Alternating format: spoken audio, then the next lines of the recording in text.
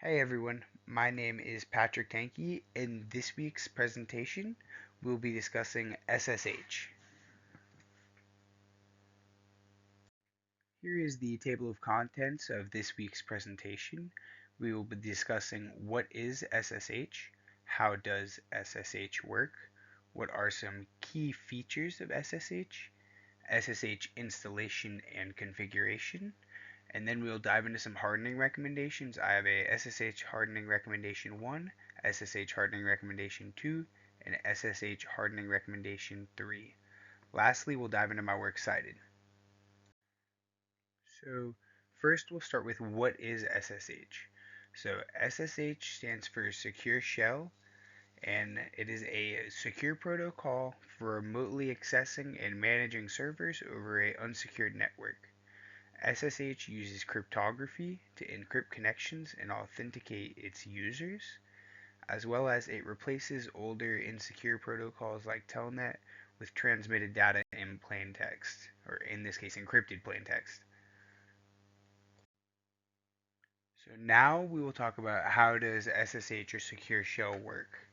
So Secure Shell runs on port 22 by default. This can be changed for security purposes, which we will talk about later in the presentation. It uses public key cryptography for secure authentication in the form of private and public key pairs. It supports password-based authentication. However, key-based authentication is recommended and preferred. It also encrypts data transmission to prevent eavesdropping or interception during travel. Some key features of SSH include the following. First, remote access. This allows you to securely manage your servers from anywhere. Next, file transfer. This securely transfers files using secure copy and SFTP, which is SSH File Transfer Protocol. It uses port forwarding and tunneling. This allows for secure forwarding of network traffic over SSH. It supports TCP/IP. It relies on TCP for reliable data transfer. And lastly is authentication methods. It supports username, password, and public key authentication.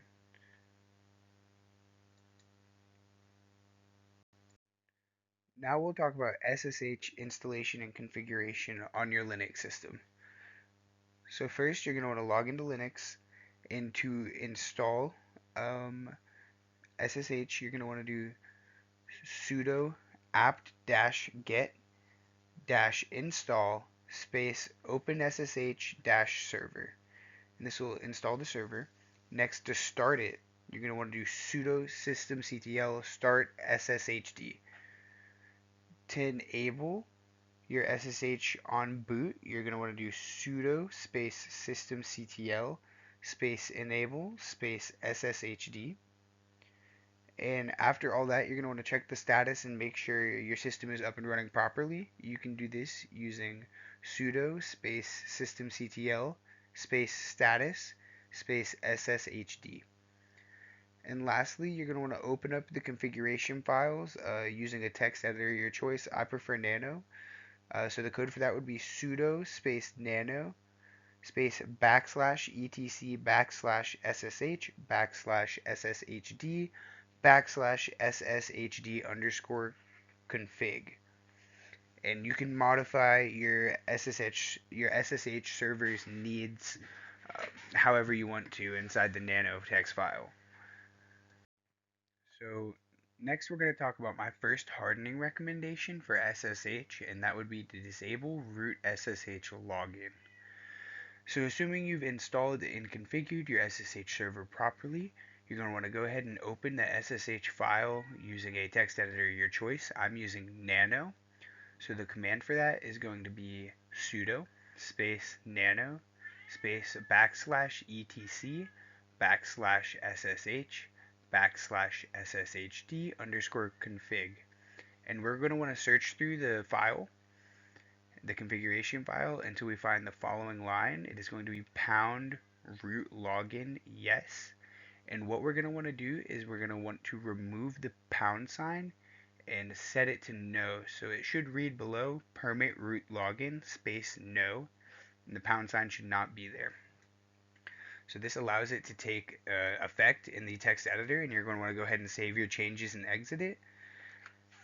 And then what this does is it helps prevent several security risks, including brute force attacks, where attackers often target the root account with automated attacks, and disabling it just reduce the risk area, or the surface area of attack. And the second big security risk it mitigates is privilege abuse. This would be if an attacker got access to a root account via the SSH server, they would have full control over the system. And this would obviously be really bad if it was an attacker.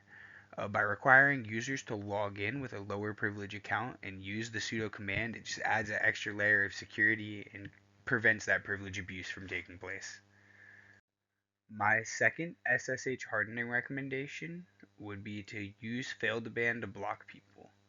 So first we're going to start by installing fail2ban. You can do this by using sudo space apt space install space fail the letter 2 or the number 2 ban. Next you're going to want to enable it. So it starts on system boot and is going to be sudo space systemctl space enable space fail2ban. Next we're going to start fail2ban, sudo space systemctl space start space fail2ban. And lastly, we are going to check our status of fail2ban to make sure it is installed and is running properly. So you can do this with sudo space systemctl space status space fail2ban. And after we've installed fail2ban and made sure it's running properly, we're going to want to open up the configuration file. Again, I'm using nano, but you can use a different text editor. But you're going to do sudo space nano space /etc /fail2ban /jail.local. And you're going to want to scroll through that file and locate the SSHD section and edit those settings. So it should appear in the bracket as I have below. You can you adjust these SSHD settings to whatever you want or whatever you need. And lastly, you want to restart fail2ban. So sudo space systemctl space restart space fail2ban. And by doing this, you are reducing automated, or I'm sorry, you're blocking repeat failed login attempts, and attackers often can use automated scripts to guess credentials. Fail2ban detects multiple failed login attempts from the same IP and can temporarily or permanently ban it. And this reduces attack surface by banning malicious IPs or questionable login attempts, where if somebody, the same IP, were to try and log in from, we'll say, Europe, and then they're in China 2 minutes later, it just doesn't make sense, and it will ban that account from trying.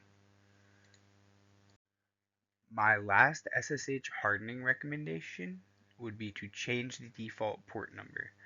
Now, this is fairly simple to do. What we're going to want to do is we're going to want to open our SSH configuration file. I'm using nano again. You can use a different text editor.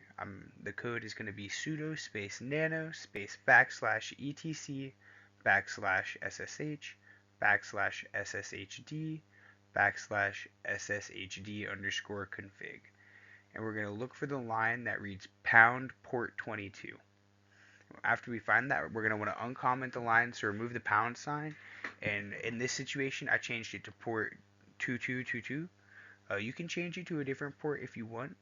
And lastly, you're going to want to update your IP tables. So down here is just a rule you can implement if you want to allow that new port 2222 through the firewall. And this is good to do because it reduces automated attacks. A lot of bots or scripts are written to target a specific port, for in this case port 22, and kind of brute force through it. So using a different port helps avoid such spam attacks. It minimizes your log noise because a lot of junk and automated attacks can get sent to port 22 by changing the port. It reduces unnecessary log entries, and it makes real threats much easier to detect. And lastly, it just adds an extra layer of security. It's not a substitute for strong authentication, but it is a fantastic first step when hardening your SSH server. Here are all of my works cited.